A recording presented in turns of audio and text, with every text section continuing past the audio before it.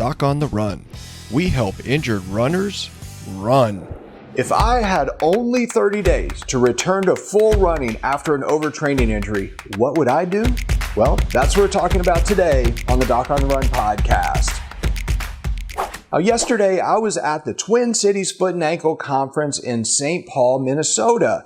And the reason I was there is I was invited by the Minnesota Podiatric Medical Association to come and give a lecture, a 1-hour lecture, about what was new in sports medicine. And it may not surprise you that most of what I was talking about was the kind of stuff I talk about here. How to help injured runners get back to training, full activity after overtraining injuries as quickly as possible. And so what happened was really simple. I gave my talk, and then after the lecture, another doctor out in the hallway approached me and she asked an interesting question. What she said was, if you yourself had an overtraining injury, whether it was a stress fracture, a plantar plate sprain, a tear of the plantar fascia, a split in the peroneal tendon, whatever, no matter what the injury was, if you yourself were given a deadline of 30 days to healing that thing enough, you could actually run outside without worrying about re-injuring that piece of tissue, what exactly would you do? Well, that's a great question. I've never thought about it that way, but it does really kind of make things different because, I'm always talking about you've got to figure out what the runner's goal is. You have to have a timeline, and then you have to do everything that you can in your power to try to make that heal as quickly as possible. Early this morning, I was on a strategy call with a runner who called me, and, he wanted to know about getting an MRI, some very specific things that were related to diagnosing his condition, and I immediately started telling him some of the things I'm about to tell you. So, if you think about what I would do, given that all the stuff that you've listened to that you know about me, what do you think my answer would be? Get an MRI, get a PRP injection, a corticosteroid injection, take some kind of medication? What do you think it would be? Well, the answer might surprise you. So I think I've got about 8 things I've thought of that I'm going to tell you. But I've tried to put them together in order to tell you, like literally from waking up to going to bed, what I would do every day for those 30 days that I believe would give me the best chance of maximizing the healing of that tissue so that I could return to running in a way that I personally find enjoyable. First thing I would do, as soon as I woke up and stepped out of bed on day 1, I would make note of any pain that I have or lack of pain. I would write it down. I would start a pain journal and I would start tracking it immediately.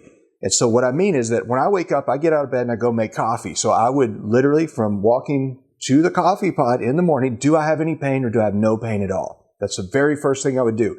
And I would write something down no matter what. If I had pain, I would write it down. If I did not have pain, I would write it down. If it felt weird, if it felt swollen, anything, I would write that down.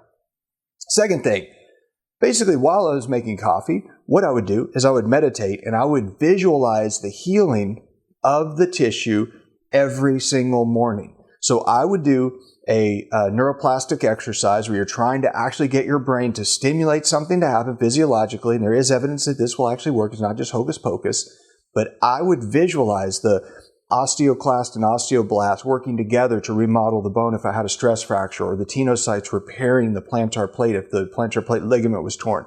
I would visualize that healing happening every single morning, very first thing. Then what I would do after that, probably when I was having coffee, I would do a writing exercise. Something to the effect of, I would say, like just for today, I'm going to do whatever it takes to be stronger than I was yesterday. And so I would write down an affirmation like that, and then I would think about and list out the things that I could do, that I plan to do today that are going to make me stronger than I was yesterday. The fourth thing I would do is that I would work out and I would exercise anything that could make me stronger as a runner, that could not possibly slow down the healing of that one injured part, whether it's a metatarsal stress fracture, or a torn plantar plate, or a peroneal tendon or Achilles tendon or whatever. I would exercise everything else to strengthen everything else so that one piece can rest and recover while being supported by increasing fitness everywhere else. The fifth thing is that as I was going throughout the progress of the day, as I was working out, as I was going to see patients, as I'm standing up to do these videos for you, as I was doing anything during the day at all, if I had any pain or any discomfort at any time during the day, I would write it down and I would ask myself, why did that just happen? Is it because of standing barefoot, too much pressure on my foot on tile or hardwoods, or did I step on the edge of the rug, or is it because I was turning and changing direction and rotational forces are actually what's causing it, I would really write down what exactly happened that caused that discomfort and how much it hurt on a scale of 1 to 10. The sixth thing I would do is I would really focus on my nutrition, and I would eat like I was still in full training mode. That's exactly what I would do. I'd follow the same kind of regimented diet that I would when training for an Ironman triathlon or an ultra marathon, because you are trying to rebuild tissue. It's just not as fun as when you go for 20-mile runs. It's arduous in that you have to stay on this diet when you're not really training per se, but you're healing tissue, and that's all training is. You cause tissue damage, then you have to heal it. Along those same lines, it doesn't get stronger when you're doing the workout. It gets stronger when you're sleeping. So I would schedule, plan, and really protect my sleep so that I get the highest quality sleep possible. Then the last thing I would do, number 8, is that for 5 minutes while in bed every evening, right before I was going to fall asleep, what I would do is try to key up my subconscious mind to actually speed up this process. And I would picture my cells. I could close my eyes, and then in my mind, I would picture my cells actually helping that injury to heal. And I would go through a positive affirmation expressing gratitude for the healing and strength building activities that I actually did today that I wrote down before I even, finished having coffee in the morning. That's really the things that I would do that I think would make the biggest difference. I think that if you did those things, they could help you too if you have an injury that you think is not healing as fast as it could. The one thing I do know is if you do the things I just told you, they can't hurt you. But I'm not talking about doing exercises that could hurt the tissue. So if you have an injury, you got to talk to your doctor, talk to somebody, get a second opinion, even if it's a webcam consultation with somebody who understands runners, who can actually help you through this process. But you have to track your pain more than anything else. And the runner I was telling you about this morning, first thing, I got back really, really late from this conference in Minnesota last night. I only slept for 4 hours before I had this consultation scheduled with this guy that had the strategy call.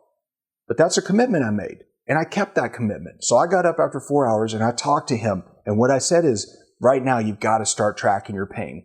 So if you want to copy the pain journal I use, you can get that for free at docontherun.com/pain journal. You can go there. You can use that one as a model for how to actually track your pain. But you've got to start tracking things right away if you really want to get back to running as quickly as possible. Now, I bet that if I was injured, I could do that, and I could get back to running in 30 days or less. Will that work for you? I don't know. But I know the more of this you do, the more it's going to help you. And the less you do, the less it will help. If you enjoy this episode, like it, please subscribe, go get the pain journal, and I'll see you in the next training. Doc on the Run. We help injured runners run.